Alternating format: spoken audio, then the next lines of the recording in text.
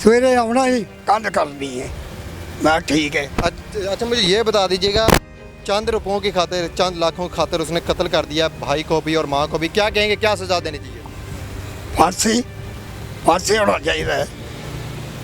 आपके तो दोस्त होंगे, बड़ा अच्छा उठना बैठना होगा, कैसा अब महसूस होता है, अब दुख होता है उतना? बड़ा दुख होया अपना।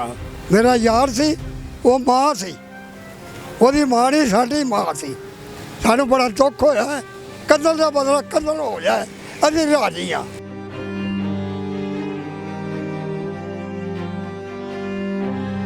जैसा कि आपने इन दोनों, उनके जो रिश्तेदार थे, इनकी गुफ्तगू सुनी, इनका यही कहना था कि कत्ल का बदला कत्ल होना चाहिए।